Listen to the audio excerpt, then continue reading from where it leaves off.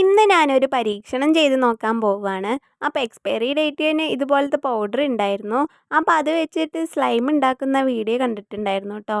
അപ്പോൾ അതൊന്ന് നമുക്ക് ട്രൈ ചെയ്ത് നോക്കിയാലോ? അപ്പോൾ എത്രത്തോളം സക്സസ് ആവും ഇല്ലയോ എന്നുള്ളതൊക്കെ നമുക്ക് വീഡിയോയുടെ അവസാനം വരെ ഒന്ന് കണ്ടു നോക്കണേ.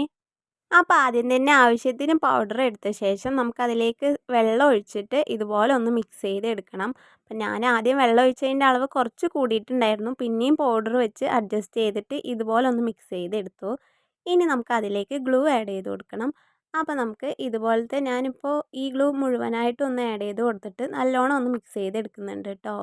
അപ്പോൾ സ്പൂൺ വെച്ച് മിക്സ് ചെയ്താൽ പോരാന്ന് തോന്നിയിട്ട് കൈ വെച്ച് നല്ലോണം ഒന്ന് മിക്സ് ചെയ്തപ്പോൾ ഈ ഒരു ടെക്സ്ചറായിട്ടാണ് കിട്ടിയിട്ടുണ്ടായിരുന്നത്.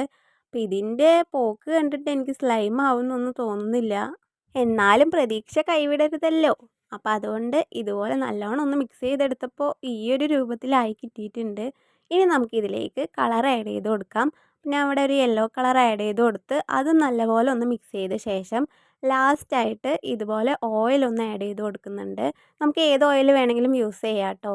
അങ്ങനെ കുറേ നേരത്തെ മിക്സിങ്ങിനൊടുവിൽ ഇതുപോലെയാണ് കേട്ടോ എനിക്ക് ആയി കിട്ടിയിട്ടുണ്ടായിരുന്നത്. അപ്പോൾ പൗഡർ വെച്ചിട്ട് ആരെങ്കിലും സ്ലൈം ട്രൈ ചെയ്ത് നോക്കിയിട്ടുണ്ടെങ്കിൽ ഒന്ന് കമൻറ്റ് ചെയ്യാൻ മറക്കല്ലേ. സ്ലൈമിൻ്റെ ടെക്സ്ചർ ആയില്ലെങ്കിലും അവസാനം ഒരു ക്ലേ പോലെയൊക്കെയാണ് കേട്ടോ എനിക്ക് ആയി കിട്ടിയിട്ടുണ്ടായിരുന്നത്.